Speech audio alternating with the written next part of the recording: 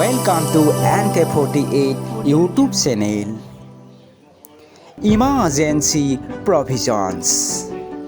যুদ্ধ, বাহ্যিক আগ্ৰাসন বা সশস্ত্ৰ বিদ্ৰোহ বা ভাবুকিৰ ক্ষেত্ৰত ৰাষ্ট্ৰপতিয়ে কেবিনেটৰ পৰামৰ্শ ভিত্তিত 352 নং অনুচ্ছেদৰ অধীনত জৰুৰীকালীন ঘোষণা কৰিব পাৰে। কেবিনেটৰ মানে হৈছে মন্ত্ৰীসভাৰ পৰামৰ্শ। এনে প্ৰতিটো ঘোষণাৰ সংসদত উপস্থাপন কৰিব লাগিব আৰু জাৰি হোৱা তাৰিখৰ পৰা এমাহৰ ভিতৰত সংসদৰ দুয়োটা সদনৰ দ্বাৰা বিশেষ সংখ্যা গৰিষ্ঠতাৰে অনুমোদন নোহোৱালৈকে ইয়াৰ কাৰ্যক্ষমতাৰ বন্ধ হৈ থাকে। ৰাজ্যসভা আৰু লোকসভাত জৰুৰীকালীন ঘোষণাৰ বিলখন পাছ কৰিব লাগিব। বিশেষ সংখ্যা গৰিষ্ঠতাৰ অৰ্থ হৈছে সংসদৰ আধাৰ সংখ্যক সদস্য উপস্থিত থাকিব লাগিব সেইদিনা। সংসদৰ দুয়োটা সদনেই অনুমোদন জনোৱাৰ পৰাই এই ঘোষণাখনে 6 মাহলৈ কাৰ্যক্ষম হৈ থাকে। 6 মাহৰ পিছত আকৌ যদি জৰুৰীকালীন অৱস্থাৰ প্ৰয়োজন আছে তেতিয়াহ'লে ৰাজ্যসভা আৰু লোকসভাত পুনৰ বিলখন অনুমোদন জনাব লাগিব। 44 সংখ্যক সংশোধনীৰ পিছত 352 নং অনুচ্ছেদৰ অধীনত জৰুৰীকালীন ঘোষণাৰ সমগ্ৰ ভাৰত বা ইয়াৰ এটা অংশৰ ক্ষেত্ৰতে কৰিব পাৰিব। অৰিজিনেলি সমগ্ৰ ভাৰততেই জৰুৰীকালীন ঘোষণা কৰা হৈছিল। জৰুৰীকালীন ঘোষণাৰ সময়ত সংঘই ৰাজ্যক যিকোনো কাৰ্যবাহী ক্ষমতাৰ ব্যৱহাৰ সন্দৰ্ভত নিৰ্দেশনা দিব পাৰে। আগতে 4টা ক্ষেত্ৰত দিয়ে, কিন্তু জৰুৰীকালীন সময়ত যিকোনো ক্ষেত্ৰত দিয়ে। জৰুৰীকালীন সময়ত সংসদে লোকসভাৰ স্বাভাৱিক কাৰ্যকাল সম্পূৰ্ণ হোৱাৰ পিছত লোকসভাই ইচ্ছা কৰিলে পুনৰ এটা বছৰৰ বাবে কাৰ্যকাল বৃদ্ধি কৰি ল'ব পাৰে। মানে জৰুৰীকালীন অৱস্থা চলি থকাৰ সময়ত যদি লোকসভাৰ কাৰ্যকাল 5 বছৰ ইতিমধ্যে যদি সম্পূৰ্ণ হৈ গৈছে তেতিয়া তেওঁলোকে কি হয় 1 বছৰ অতিৰিক্ত 1 বছৰ এক্সটেনশ্যন কৰি ল'ব পাৰিব। নৰ্মেল লাইফ অফ লোকসভাৰ ৱাজ এক্সটেণ্ডেড ইন 1976। 1976ত কি হয় এবাৰ তেওঁলোকৰ কাৰ্যকাল বৃদ্ধি কৰি লোৱা হৈছিল। জৰুৰীকালীন অৱস্থাত সংসদে ৰাজ্যিক বিষয়সমূহৰ সন্দৰ্ভত আইন প্ৰণয়ন কৰিব পাৰে। জৰুৰীকালীন অৱস্থাত ৰাষ্ট্ৰপতিয়ে নিজ আদেশৰ দ্বাৰা সংঘ আৰু ৰাজ্যৰ মাজত আৰ্থিক সম্পদৰ আবণ্টনৰ সৈতে জড়িত সংবিধানৰ বিধানসমূহ পৰিৱৰ্তন কৰিব পাৰে। এনে আদেশ সংসদত অনুমোদন কৰিব লাগিব। জৰুৰীকালীন অন্ত পৰাৰ পিছতো এই বিত্তীয় পৰিৱৰ্তন নতুন বিত্তীয় বৰ্ষৰ অহালৈকে চলি থাকে। পাৰ্লিয়ামেণ্ট আৰু লোকসভা আৰু ৰাজ্যসভাত কি হয় অনুমোদন কৰিব লাগিব যিটো ফাইনেন্সিয়েলৰ পৰিৱৰ্তন কৰিব বিচাৰে। Effect of emergency on fundamental rights.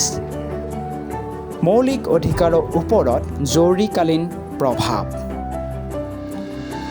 358 নং অনুচ্ছেদত উল্লেখ আছে যে 19 নং অনুচ্ছেদে প্ৰদান কৰাৰ মৌলিক অধিকাৰ জৰুৰীকালীন অৱস্থাত ৰাষ্ট্ৰৰ বিৰুদ্ধে অস্তিত্বহীন হৈ পৰিব।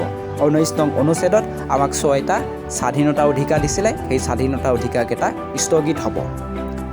359 নং অনুচ্ছেদৰ অধীনত অধিকাৰ বলবৎ কৰাৰ বাবে আদালতলৈ কোৰ্টলৈ যোৱাৰ অধিকাৰ কি হয় ৰাষ্ট্ৰপতি আদেশত কি হয় স্থগিত ৰাখিব পাৰে, ছাছপেণ্ড কৰিব পাৰে। জৰুৰীকালীন সময়ত মৌলিক অধিকাৰৰ 20 আৰু 21 নং অনুচ্ছেদ স্থগিত ৰাখিব নোৱাৰে। আমাক 20ত আৰু 21ত যি দুটা মৌলিক অধিকাৰ দিছে এই অধিকাৰ দুটা ছাছপেণ্ড কৰিব নোৱাৰে।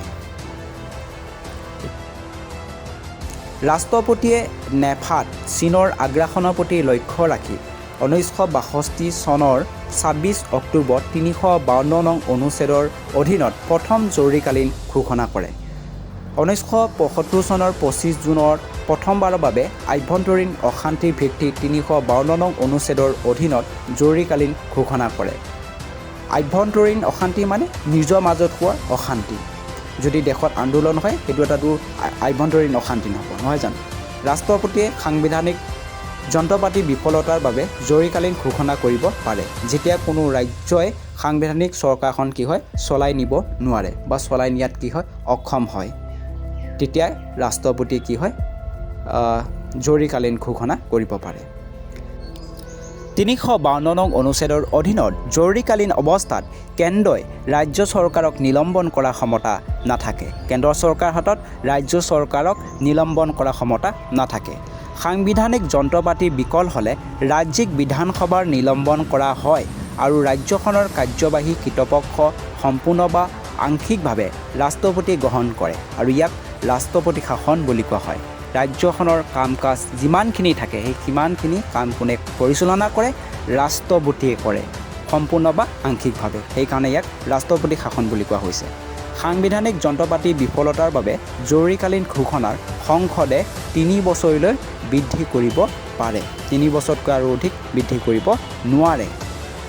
352 নং অনুচ্ছেদৰ অধীনত জৰুৰীকালীন ঘোষণাৰ অধীনত সংসদে কেৱল নিজৰ দ্বাৰা ৰাজ্যিক পৰ্যায়ৰ ক্ষেত্ৰত আইন প্ৰণয়ন কৰিব পাৰে। কিন্তু অন্য ধৰণৰ অনুচ্ছেদ 356ৰ অধীনত ঘোষণাৰ অধীনত ই নিজৰ সমতাৰ বাবে বিধায়িনী দলক ৰাষ্ট্ৰপতি বা তেওঁ নিৰ্দিষ্ট কৰা আন যিকোনো কৰ্তৃপক্ষক কি হয় অৰ্পণ কৰিব পাৰে।